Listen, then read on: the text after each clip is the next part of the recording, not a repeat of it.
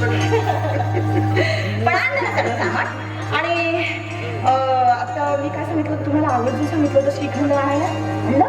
अरे बाबा सगळं सामान आणलं. हा. आणि तू काय म्हणाली होतीस की माझी मैत्रीण येणार आहे, तिच्यासोबत बोलणं येणार मला आहे. तिचं येणार आहे. मला माहित आहे माझी बायको जेवढी फास्ट बोलते तेवढाच फास्ट स्वयंपाक सुद्धा आता करते. नका चढवू मला वगैरे ते झाडं राहू दे तिथे. आणि एक आवर्जून सांगतो काय? श्रीखंड तर आणलंच, हा?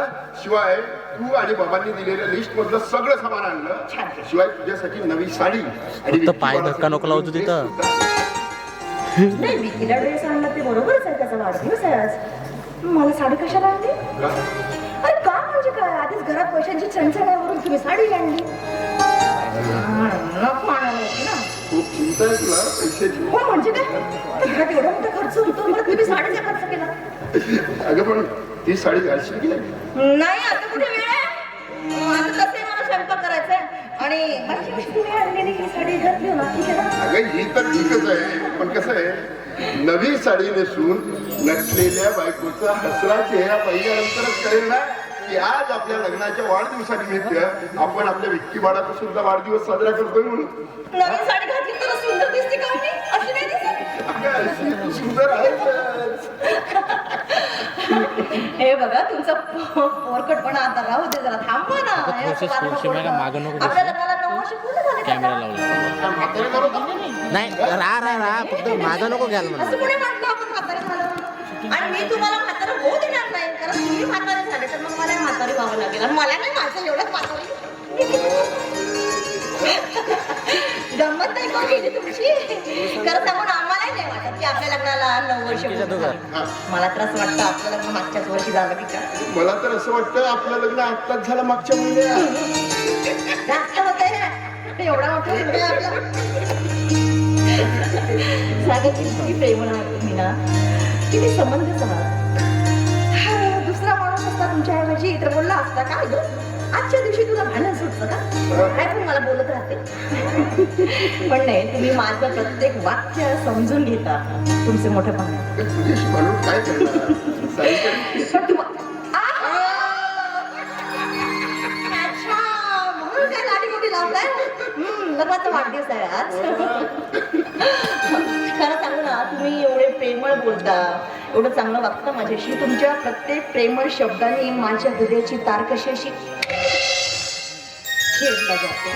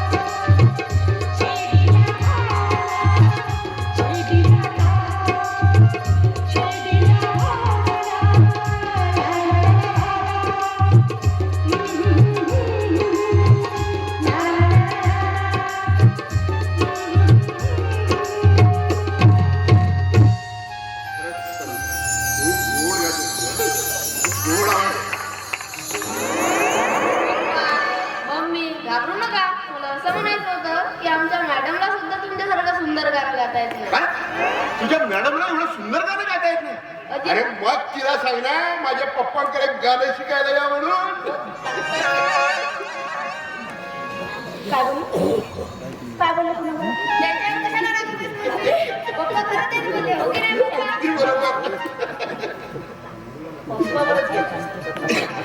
झटका मारला मला मी काय तुमच्या पप्पाला मारणार होते का बाजूला माझ्या नवऱ्याशी बोलत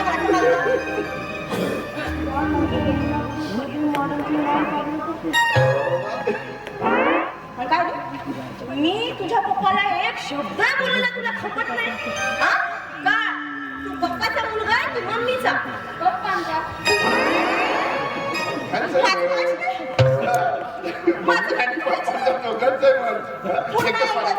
पुन्हा एकदा विचारते कुणाचा मुलगा आहे तू मम्मीच्या की पप्पाचा असं आता लवकर वाटते की जल्दी का बरं सॉरी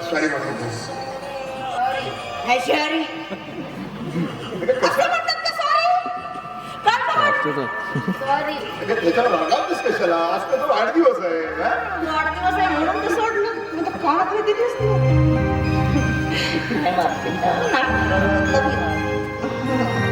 बरं जा पप्पानी ना ड्रेस आणलाय तो ड्रेस लवकर ते कापायचं की नाही हो चल.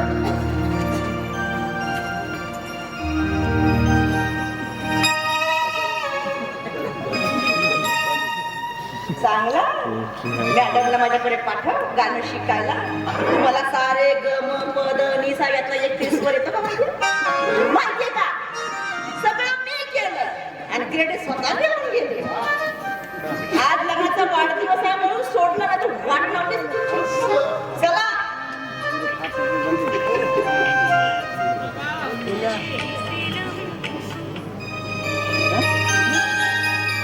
दादा अरे ये ना ये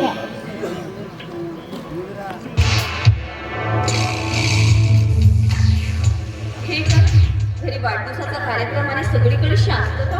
काय किरण तू नेमकं त्याच घरी घेऊन आलीस की भलत्याच घरी घेऊन आलीस मला? दादा त्यांचंच घर आहे हे. हो का? बरं खा मी त्यांना आवाज देऊन बोलते.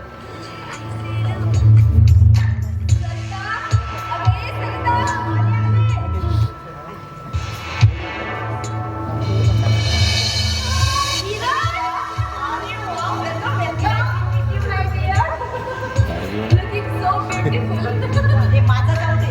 किती छान दिसते. हा, मी सगळ्याची तुमची ओळख करून देते. सरिता, हे माझे मोठे दादा. दादा, ही माझी बेस्ट फ्रेंड सरिता. नमस्कार.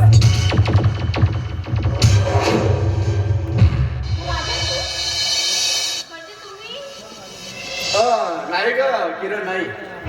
योगायोगानं एकदा भेट झाली होती बघ आमची तोंड ओळख आहे. पण काय आहे किरण, काय दादा? तू कधी सांगितलं नाहीस की तुझी मैत्रीण सरिता आहे म्हणून? तुला वेळच कुठं असते माझ्याशी मोकळीपणे बोलायला? हो ना, बिझनेस मध्ये एवढा गुंतलोय की तुझ्यासोबत बोलायला वेळच भेटत नाही मला. पण आता मैत्रिणीच्या घरी आली आहेस किरण, बघ आता इथं थांबणार आहेस की किचन मध्ये जाऊन तिला मदत करणार आहे? सरिता चल मी तुला कामामध्ये मदत करते. तोपर्यंत दादा बसतील वर्तमानपत्र वाचत. अगं पण ते इथे एकटेच बसतील. त्याची काळजी करू नकोस. दादाला सवय आहे एकटेपणाची. चल ना मी तुला कामामध्ये मदत करते. मला सांग काय बनवायचं आहे काय?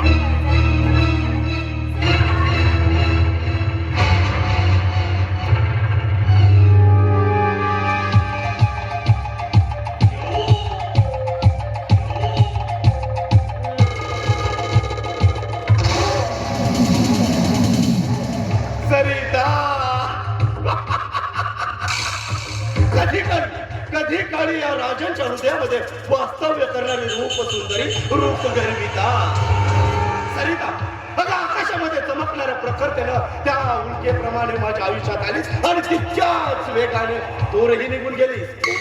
आज येऊन ठेपले या राजांच्या नजरेच्या टाकून. आणि आता हा राजा तुला आपल्यापासून अजिबात दूर जाऊ देणार नाही, अजिबात नाही. मग सारा मला त्याच्यासाठी काहीही करावं लागलं तरी चालेल, अगदी काहीही.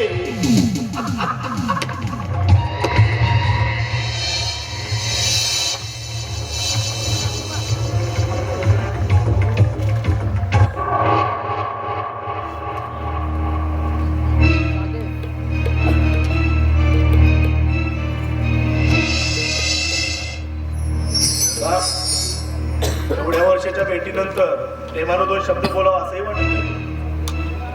राजा, प्रेमाने गप्पा मारण्याचा काळ तुझ्या आणि माझ्या आयुष्यामधनं केव्हाचाच नाही.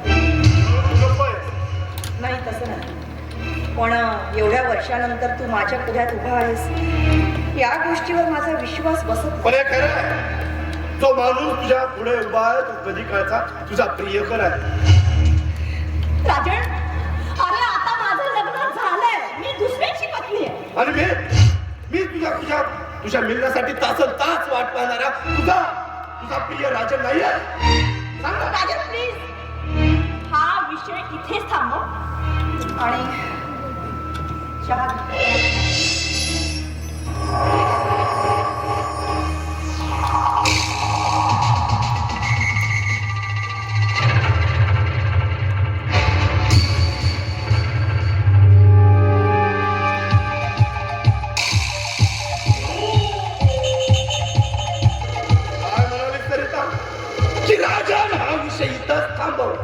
नाही ग सरिता, नाही.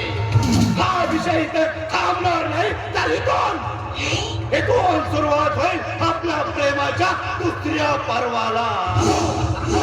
हो सरिता, तू कॉलेजच्या जीवनावर माझ्यावर प्रेम केलं, अगदी नितांत प्रेम केलं. नेहमीच या राजांच्या बाहुपाशात यायला नेहमीच नकार दिला. आणि मला तुझ्याकडून तेच वासना सुख हवं होतं सरिता, तेच वासना सुख. आणि सरिता, आतापर्यंतची मुलगी जी स्त्री या राजांच्या आयुष्यामध्ये आली आहे ना, त्या मुलीची वासना पूर्ती केल्याशिवाय या राजांना तिला आपल्यापासून दूर जाऊ दिली नाही. तू कशी जाशील? आता हिच्यासोबत वारंवार भेट घ्यावी लागेल. आणि हिच्यासोबत जर आपल्याला वारंवार भेटायचं तर हिच्या नवऱ्यासोबत मैत्री करावी लागेल. आणि हिच्या नवऱ्यासोबत जर मैत्री करायची तर मग सुरुवात गिफ्ट पासून झाली पाहिजे.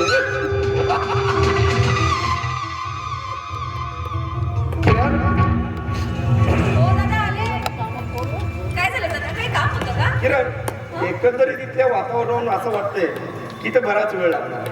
मी एक काम करतो ना, डॉक्टरकडे माझी अपॉइंटमेंट आहे, माझी तब्येती ठीक नाही, मी जातो आणि फक्त प्रिस्क्रिप्शन घेऊन येतो. हा, पण लवकर ये ना. हो येतो ना. पण दादा, एक विसरलोच ना. काय? आपण तर गिफ्ट आणलंच नाही. हा, मग तू असं समज तुझा दादा गिफ्ट आणण्यासाठीच बाहेर चालला. हा, मी लवकरच येतो. हा,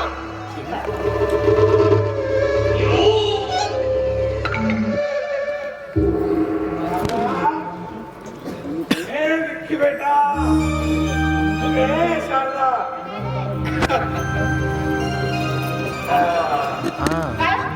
सकाळपासून हिला कमी आतापर्यंत येत आहे. तुम्हाला माहिती आहे ना आपल्या नातवाचा वाढदिवस आहे म्हणून नेहमीच स्पेशल करत असता. अरे बाप रे बाप, अगं रागावतेस कशाला? रागावलं कुठं काय? अगं मी काही फिरायला गेलो होतो का बाहेर? अरे मी सुद्धा साहेबांना सांगून आलो की आज आमच्या घरी कार्यक्रम आहे आणि मला कामावर यायला उशीर होईल म्हणून. सांगून आला? खरंच सांगू सांगा, बाहेर किती जरी फिरलो ना आणि घरी आल्यानंतर जो माणसाला समाधान मिळतो तो बाहेर कुठेच मिळत नाही. अगं बघ ना आता, अगं सागर सारखा मुलगा, मुलीप्रमाणे सोन आणि गोजीरवाणा नातू, आणि सर्वात मोठा विषय म्हणजे तुझ्यासारखी बायको.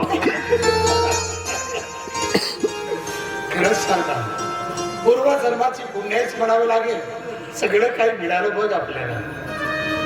बरोबर आहे तुमचं, पण एकदा का सागरला नोकरी लागली म्हणजे झालं. मिळेल, सारदा सागरलाही नोकरी मिळेल.